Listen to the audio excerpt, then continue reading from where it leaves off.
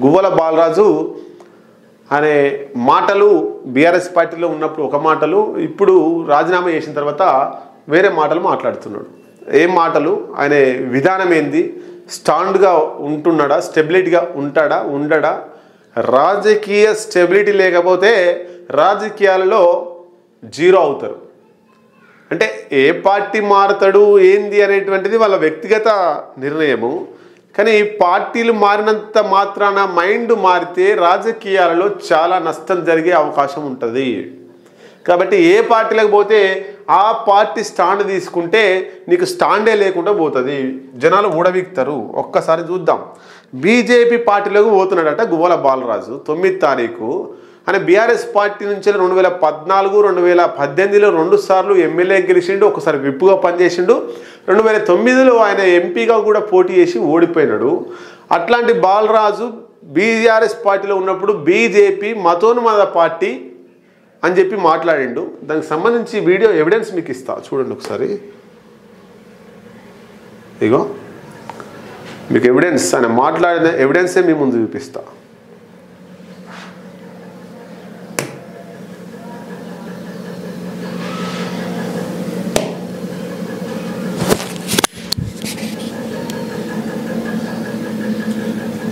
BJP మతతత్వ party అమ్మ.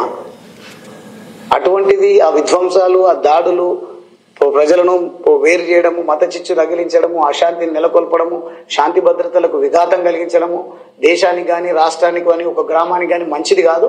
నేను కూడా అంబేద్కరిస్ట్ను. అదేవిధంగా బీజేపీ మతతత్వ పార్టీ, అది ప్రజలకు విఘాతం కల్పిస్తుంది, మంచి పార్టీ కాదు అని చెప్పేసి గువ్వల బాలరాజు చెప్తున్నాడు. దేవుళ్ళను మొక్తా, దేవాలయాన్ని నిర్మించిన, బైబిల్ను నమ్ముతా, ఖురాన్ను నమ్ముతా. నేను ఒక సెక్యులర్ వాదిని. బైబిల్ని, ఖురాన్ని, భగవద్గీత 3 నమ్ముతాడు. సెక్యులర్ వాదిని, ఏ మతానికి సంబంధం లేదు, అన్ని మతాలు సమానమే, సెక్యులరిస్టును అని చెప్తున్నాడు.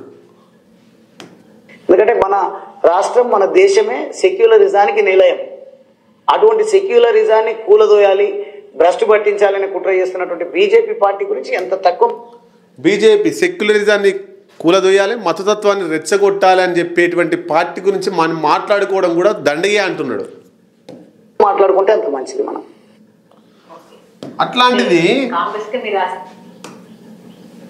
అట్లాంటిది ఇప్పుడు బీజేపీ పార్టీలో పోతున్నాడు. నేను అంబేద్కరిస్ట్ వాదిని, అంబేద్కర్ వాదిని, అంబేద్కర్ ఆశయాలకు అనుగుణంగా పనిచేస్తా, నేను దళిత వాదిని, దళితులకు అనుగుణంగా పనిచేస్తా అని చెప్పి చెప్తున్నాడు.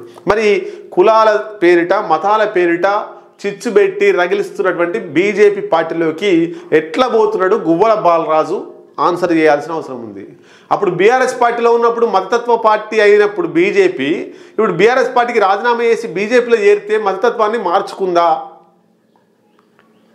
బీజేపీలకు ఈ నాయకుడు గువ్వల బాలరాజు బీజేపీలకు వస్తే సెక్యులర్ వాదిగానే ఉంటాడా? అంటే పార్టీలకు అనుకూలంగా నీ ఇజాన్ని మార్చుకుంటావా? సెక్యులర్ వాదిగా ఉండాల్సినటువంటి, దళితవాదిగా ఉండాల్సినటువంటి, దళిత తరపున ఉండాల్సినటువంటి ఈ గువ్వల బాలరాజు బీజేపీలోకి ఎందుకు పోతున్నాడు అనేటువంటి విషయం కూడా మేము ముందు తీసుకొస్తా. గతంలో 100 కోట్ల డీల్తో బిఎల్ సంతోష్ దొరికిపోయినటువంటి ఘటనలో అప్పుడే గువ్వల బాలరాజు ఈ బిఎల్ సంతోష్ తోటి బీజేపీలోకి పోయే ప్లాన్ చేసిండు. అప్పుడే సుస్థిరంగా ఉన్నటువంటి బీఆర్ఎస్ పార్టీ, బీఆర్ఎస్ ప్రభుత్వాన్ని కూల్చాలనే కుట్ర గువ్వల బాలరాజు ఆనాడే చేసిండు. కాకపోతే ఇక్కడ ఫోన్ ట్యాపింగ్ తోటి గువ్వల బాలరాజు దొరికితే కేసీఆర్ పిలిపించుకొని ఇదంతా ఉండాలి, ఈ పార్టీలోనే ఉండాలి, నువ్వు వాళ్ళకి పోవద్దని చెప్పేసి మళ్ళా కూర్చొని సెట్ చేసి బిఎల్ సంతోష్ మీద కేసు పెట్టారు. అంటే గువ్వల బాలరాజు క్యారెక్టర్ ఎట్లాంటిది ఒకసారి చూడండి. గువ్వల బాలరాజే ఆనాడు బీఆర్ఎస్లోకి పోతాని బిఎల్ సంతోష్ తోటి రాయబారం నడిపిండు, అడ్డంగా దొరికిండు, ఫోన్ ట్యాపింగ్లో కేసీఆర్కి దొరికిండు. అధికారంలో ఉంది కాబట్టి ఆగిపోయిండు. ఇప్పుడు పోగానే బీఆర్ఎస్ పార్టీ పక్కకు పెట్టేసి బీజేపీలోకి పోతారు. ఏమంటుండే, ఇంకా నేను 2 సంవత్సరాలు ఎమ్మెల్యేగా చేసిన, ప్రభుత్వ విప్పుగా చేసిన, నా సేవలు రాష్ట్రానికి కాదు దేశానికి కావాలి, దేశంలో ఉండేటువంటి ఒక మంచి పార్టీలోకి పోతా అని చెప్పి ఇప్పుడు మాట్లాడుతున్నాడు. గతంలోనేమో బీజేపీ మతతత్వ పార్టీ, సెక్యులర్ని నేను, అంబేద్కర్ వాదిని అని చెప్పి మాట్లాడిండు.